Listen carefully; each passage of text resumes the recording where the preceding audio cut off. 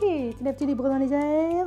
Ça arrive qu'on me demande qu'est-ce qui m'a mené à faire des vidéos sur YouTube. Puis je dois vous avouer que il a fallu que je me questionne.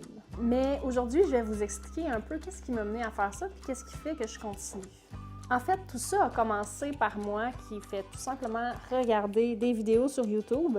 Puis on dirait que je me voyais faire ça. Des fois, je regardais des vidéos puis je m'imaginais faire « Ah, moi, je fais ça comme ça, je fais ça comme ça. » Donc, pour commencer, j'ai vraiment commencé sur un coup de tête pour le fun. Ça faisait des mois que je m'imaginais faire « Ah, il me semble que je ferais une vidéo là-dessus, je dirais telle affaire. » Au travers de tout ça, vous savez que je suis maman à la maison.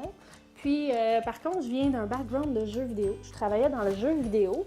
Puis, il y avait un accomplissement personnel que j'aimais vraiment avec ce domaine-là, puis je recherchais quelque chose de similaire tout en pouvant rester à la maison. Je m'ennuyais vraiment du côté créatif, mais aussi du côté un peu feedback qui vient avec. Où est-ce que tu crées quelque chose, le thrill d'avoir ton nom dans les crédits, d'avoir des commentaires sur Internet, d'avoir des gens qui ont essayé ton jeu, qui te font des commentaires, qu'ils soient bons ou mauvais. Donc, en ayant commencé YouTube pour le fun, j'ai réalisé que ce genre de petit thrill-là, je le retrouvais vraiment en faisant des vidéos sur YouTube. Avec le temps, j'ai aussi réalisé que ça me fait des beaux souvenirs pour mes enfants, et pas juste des souvenirs de mes enfants, mais des souvenirs de moi pour mes enfants, parce qu'à tout bout de champ, je me dis, il me semble que j'aimerais ça discuter avec ma mère quand elle était plus jeune, voir comment est-ce qu'elle pensait, comment est-ce qu'elle voyait ça, la maternité. Parce qu'elle m'en parle aujourd'hui, mais j'aurais aimé ça pouvoir voir comment est-ce qu'elle était, parce que, veux pas, on a des vidéos parfois de nos parents, mais c'est tout le temps dans un party de Noël ou quelque chose, mais on n'a pas des vidéos de leurs états d'âme et ainsi de suite, donc je trouvais que ça faisait des beaux souvenirs à mes enfants. Puis le temps a passé, j'ai touché à toutes sortes de sujets sur ma chaîne YouTube. Puis j'ai réalisé qu'il n'y avait pas de ressources à force que mon enfant ait grandi puis que là, elle s'en vient dans l'âge scolaire. Il n'y a pas de ressources québécoises pour les parents qui font l'école à la maison sur YouTube.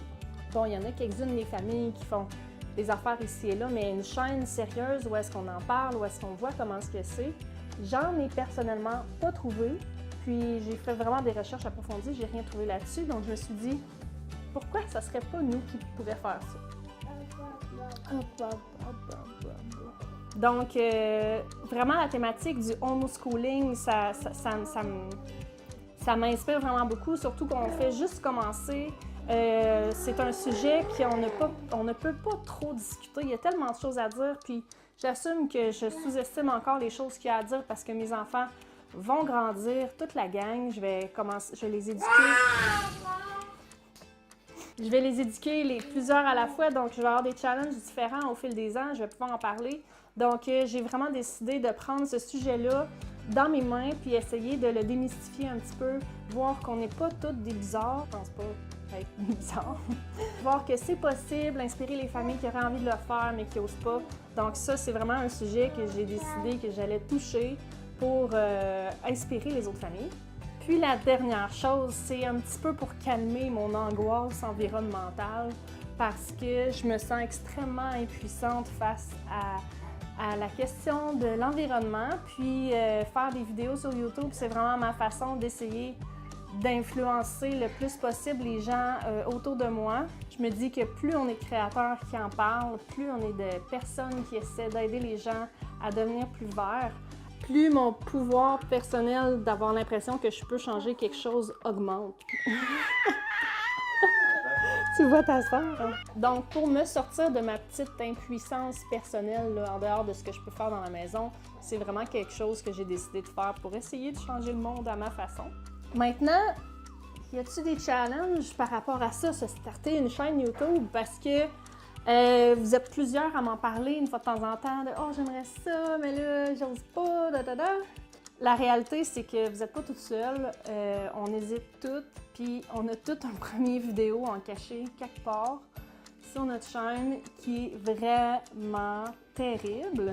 Je vous dirais que c'est une boîte de Pandore. C'est ça? Une boîte de Pandore, on dit. Que c'est un peu une boîte de Pandore. Il faut vraiment se lancer, faire son premier vidéo, voir à quel point c'est terrible, puis après ça, essayer de faire mieux la prochaine fois. Parce que allez sur n'importe quelle chaîne YouTube, puis vous allez voir que le premier vidéo est vraiment plus pourri que le dernier. En tout cas, j'espère. Je vous dirais que j'ai vraiment sous-estimé le temps de montage que ça peut prendre. Mais on s'habitue à comme, se trouver une espèce de routine pour faire ça. Mais je vous dirais que ce que je trouve le plus pesant, c'est vraiment l'engagement que j'ai pris face à mes abonnés finalement, parce qu'il n'y a personne qui me tord le bras pour publier des vidéos. Par contre, si jamais il y a une semaine où est-ce que je publie quelque chose en retard, là, je ressens une culpabilité incroyable. Pareil comme si je me présentais pas à la job sans prévenir mon employeur. Donc voilà pourquoi je fais des vidéos sur YouTube.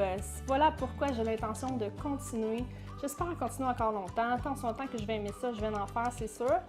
Si jamais c'est quelque chose qui vous intéresse, j'aurais comme conseil de vous dire de vous lancer, de publier ce premier vidéo-là, puis au pire, dans le futur, vous l'enlèverez. Puis, je peux pas entrer dans les détails de comment faire quoi, puis qu'est-ce qu'il y a à savoir, parce que il y a tellement de choses à savoir, que ce soit du côté du matériel, du côté du montage, du côté de YouTube comme tel.